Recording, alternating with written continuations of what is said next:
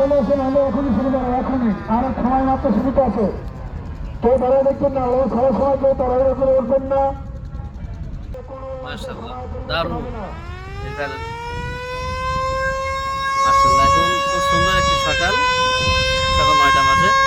এখন আছি ইলিশা, এটা খোলা লঞ্চের উপরে একদম ছাদে চলে আসছি রোদ খাবার জন্য। তো সবকিছু মিলিয়ে অনেক সুন্দর পরিবেশ।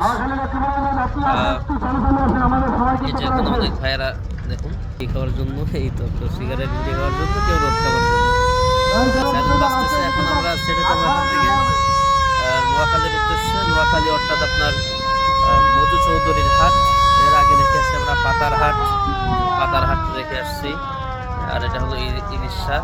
এর মাঝখানে রেখে আসছি আমরা চরমোনাই যে ঘাটটি রয়েছে, চরমোনা ঘাট। বারবার সাইলেন্ট দিয়ে মানুষদেরকে সতর্ক করা হচ্ছে যে এখনই কিছুক্ষণের মধ্যেই ছেড়ে যাবে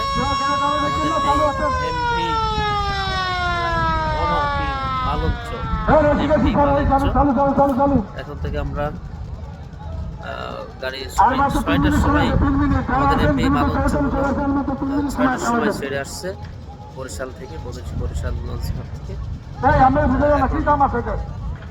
দীর্ঘ 9টা বাজে, তার মানে আপনার 3 ঘন্টা প্রায় আমরা জার্নি করে আসছি। জার্নিগুলো খুব ভালো হয়, খুব আরামদায়ক। এই বাজনাগুলো খুব ভয়ানক মনে হয় আমার কাছে, ভয়ঙ্কর একটা সবকিছু মিলিয়ে অনেক সুন্দর একটা পরিবেশ। সকালবেলা রোদ, এই রোদের কারণে আরো সকালটা মিষ্টি হয়ে উঠেছে, হালকা বাতাস, আর পরিবেশটা অনেক সুন্দর।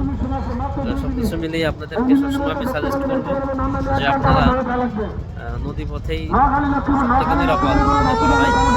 শীতকাল এখন তো বৃষ্টি, বর্ষার দিন না, এখন অনেকটা পানি কম, যার কারণে ডুবে যাওয়া বা ইত্যাদি এই ঘটনাগুলি খুব কম হয়।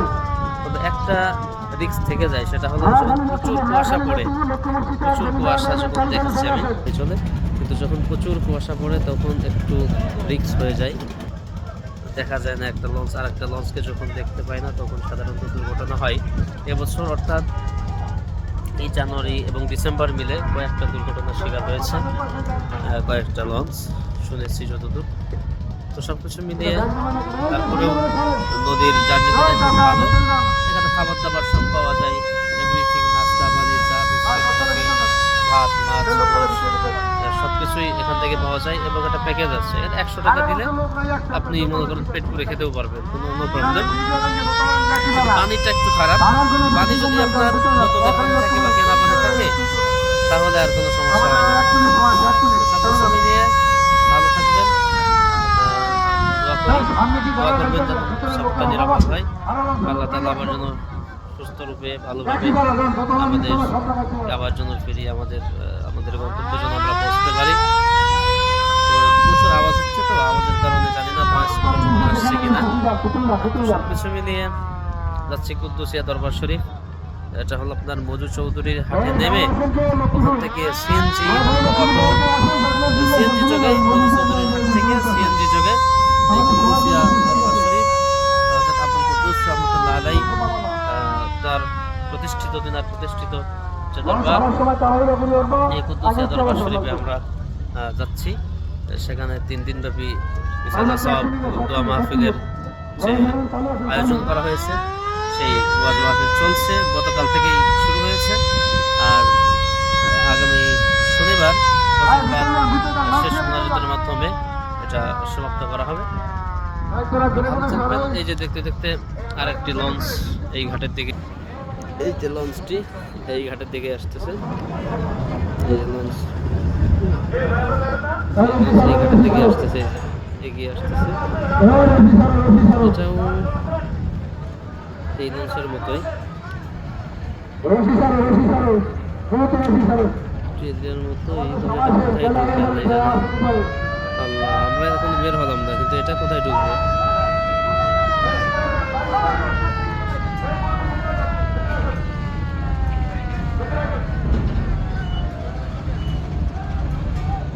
আল্লাহ, এটা তো এগিয়ে আসতেছে।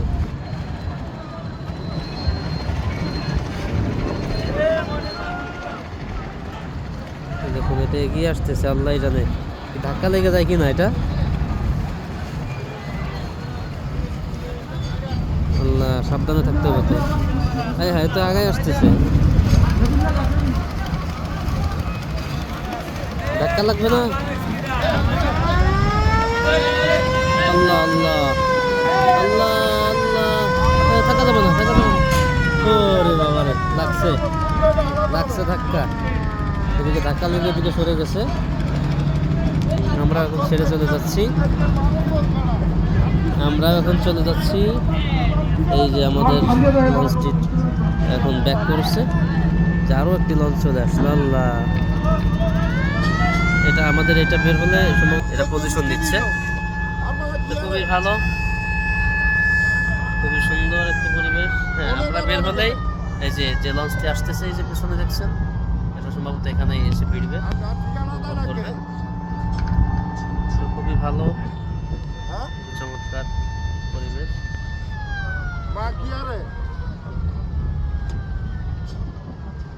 তুলনামূলক লঞ্চটি অনেক বড়।